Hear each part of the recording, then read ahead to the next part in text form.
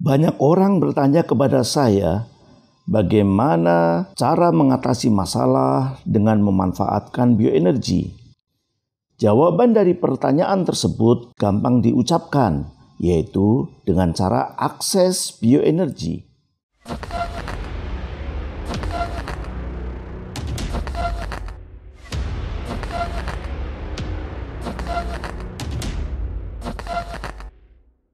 Sebelum Anda melanjutkan tayangan video ini, silakan Anda tekan tombol subscribe dan tombol loncengnya.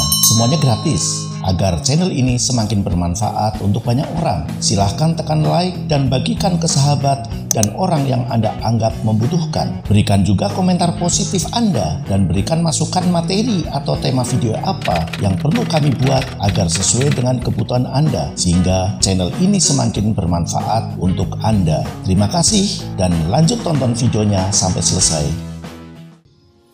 Akses bioenergi merupakan istilah yang dipakai oleh praktisi atau alumni bioenergi. Pada saat berniat dan sedang memanfaatkan bioenergi dalam aktivitas dan keperluan apapun, termasuk saat memanfaatkan bioenergi untuk mengatasi masalah hidup yang sedang terjadi, atau saat ingin mewujudkan setiap harapannya agar lebih cepat terwujud. Namun dalam prakteknya, akses bioenergi tidak semudah yang diucapkan karena membutuhkan kesadaran, keyakinan, dan kemauan dari Anda untuk memberdayakan dan memanfaatkan bioenergi dengan sungguh-sungguh. Tanpa kesadaran adanya bioenergi yang sudah diciptakan oleh Allah di alam semesta ini yang terus-menerus mengalir dan menyusupi struktur-struktur anatomis semua benda seperti air, tanah, pepohonan, binatang, manusia, termasuk oksigen yang kita hirup, dan bahkan uang juga dialiri bioenergi. Maka tanpa kesadaran diri, kita tidak mungkin akan mau memanfaatkan bioenergi tersebut. Bagaimana mau memanfaatkan bioenergi? Karena memang tidak tahu ada bioenergi. Makanya tidak mungkin secara sadar memanfaatkan bioenergi tersebut. Berarti ada orang yang memanfaatkan bioenergi secara tidak sadar ya Pak Saiful? Ya, dalam kenyataan hidup yang ada, setiap orang tanpa disadari sudah menggunakan bioenergi dalam setiap aktivitas kehidupannya, dari bangun tidur sampai kembali tidur. Mengapa bisa demikian?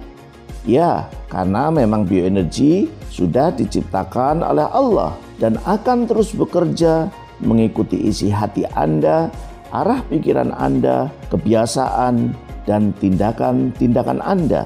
Artinya, saat isi hati Anda dipenuhi oleh kebahagiaan, ketenangan, kedamaian, maka bioenergi secara otomatis akan mengalir dan terhubung dengan kebaikan-kebaikan yang saudara harapkan. Tetapi saat hati Anda diisi dengan rasa khawatir, cemas, marah, kebencian, dan sejenisnya, maka secara otomatis energi mengalir kepada situasi dan kondisi yang buruk dan tidak menyenangkan bagi Anda. Tidak peduli Anda tahu atau tidak tahu adanya bioenergi. Tidak peduli Anda percaya atau tidak percaya. Tidak peduli Anda memanfaatkan atau tidak memanfaatkan. Maka dengan kecerdasannya, bioenergi akan tetap mengalir dan bekerja mengikuti isi hati, arah pikiran, dan tindakan Anda. Jika isi hati bersih, pikiran atau harapan jelas dan baik, tindakannya baik dan benar, maka bioenergi secara otomatis akan membantu Anda mewujudkan kebaikan-kebaikan yang Anda harapkan. Demikian juga sebaliknya.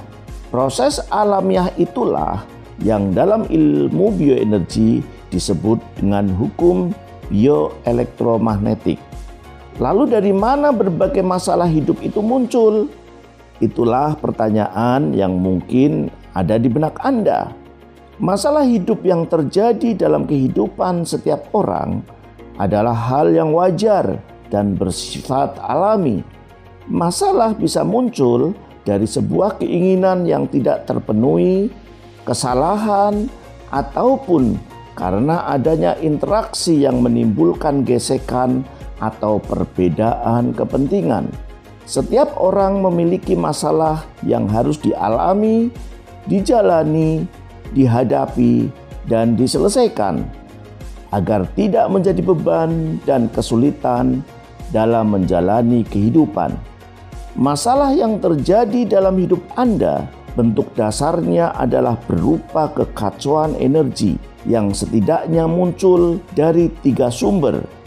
Yang pertama, isi hati Anda. Hati yang dipenuhi dengan kemarahan, kebencian, dendam, khawatir, cemas, ketakutan, kesedihan mendalam, dan sejenisnya tanpa Anda sadari akan menciptakan kekacauan energi. Yang kedua, arah pikiran Anda. Apapun yang Anda pikirkan, jika tidak jelas tujuannya, tidak jelas pencapaiannya, bahkan yang dipikirkan terus cenderung hal-hal yang sifatnya negatif, maka tanpa Anda sadari akan menciptakan kekacauan energi juga. Yang ketiga, tindakan-tindakan Anda. Berbagai aktivitas dan usaha Anda yang cenderung tidak maksimal, yang tidak dilakukan dengan tepat dan benar, apalagi melakukannya sekedar ikut-ikutan tanpa ilmu yang memadai atau bahkan merugikan orang lain, maka tanpa Anda sadari akan menciptakan kekacauan energi. Munculnya kekacauan dari satu unsur atau gabungan dari minimal 3 unsur tersebut di atas dalam kehidupan Anda itulah yang selama ini kita menyebutnya masalah. Sekali lagi, masalah. Jadi, apapun masalah yang terjadi dalam hidup sebenarnya bentuk dari kekacauan energi. Dan selama kekacauan energi belum diatasi agar menjadi bersih, seimbang, dan netral, maka apapun usaha Anda mengatasi masalah tersebut akan sia-sia. Sekali lagi, selama kekacauan energi belum diatasi agar menjadi bersih, seimbang, dan netral, maka apapun usaha Anda mengatasi masalah tersebut akan sia-sia. Salam sehat dan sukses selalu dari saya, Saiful Masri.